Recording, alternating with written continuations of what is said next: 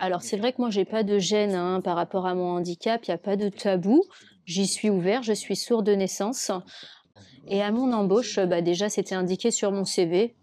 Alors oui, moi j'encourage les personnes à venir, hein, au syndicat parce qu'il y a beaucoup de mieux, il y a beaucoup d'évolution et bien entendu, moi j'encourage, hein, mes collègues sourds, mes amis sourds à venir travailler chez IKEA. Donc je me présente, je suis Emmanuelle Puja. Je travaille donc depuis longtemps, depuis 2002, chez IKEA au service, recovery.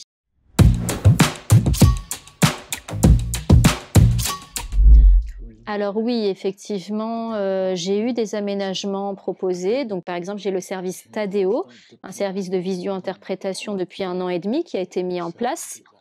Donc ça, je suis soulagée de l'avoir et puis des interprètes en présentiel, pour, des réunions de longue durée, de plus de 2 heures, 3 heures. Puis, bah, en troisième, j'ai un petit vibreur, en cas d'incendie, qui m'alerte en fait, par vibration. Bon, bah, il y a les appareils auditifs pour lesquels j'ai une participation financière, qui m'est proposée. Mais moi, je suis reconnue handicapée depuis, longtemps, hein, il y a pas de souci par rapport à ça et quand on m'a fait la demande, j'étais étonnée parce qu'avant, on me le demandait jamais. Donc maintenant, effectivement, on me le demande, régulièrement, et j'ai demandé à quoi ça servait. Ils ont dit, bah, que c'était pour la GFIP, pour la MDPH, pour mettre en place les aménagements au sein du travail, les différents outils, donc ça me paraît bien et intéressant. Et on va dire que c'est depuis 10 ans à peu près, que j'ai commencé à avoir des informations, de la communication, qu'on prenne en compte mes besoins et qu'on en discute, avoir aussi des recommandations et c'est vrai que ça s'est amélioré avec le temps. On a rattrapé un peu le temps perdu et puis moi aussi j'ai pu donner, quelques tips, hein, sur notre spécificité en tant que sourds. Si, à l'époque, la loi handicap, les sourds étaient déjà reconnus, je pense que ça aurait été plus facile pour nous, plus confortable. Mais là, malheureusement, bon, c'est mieux maintenant, hein, parce que si dès le départ, j'étais arrivée, et que c'était mis en place, j'aurais pu avoir des perspectives d'évolution plus intéressantes, des promotions.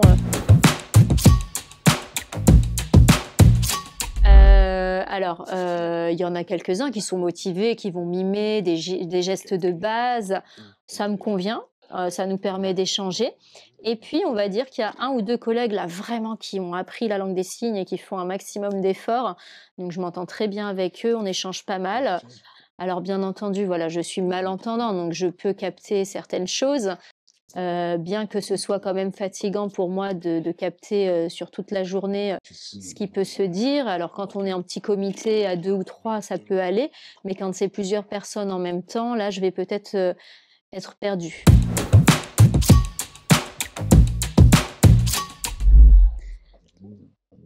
Donc moi, ce que je souhaiterais toujours, c'est que, bah, les collaborateurs puissent apprendre la langue des signes française.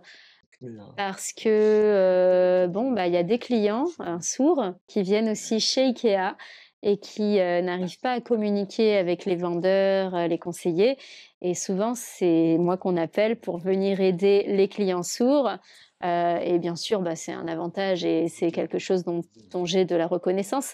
Mais c'est vrai que je me disais que si chacun pouvait avoir au moins quelques bases de langue des signes pour accueillir les clients, sourds, ça pourrait être chouette.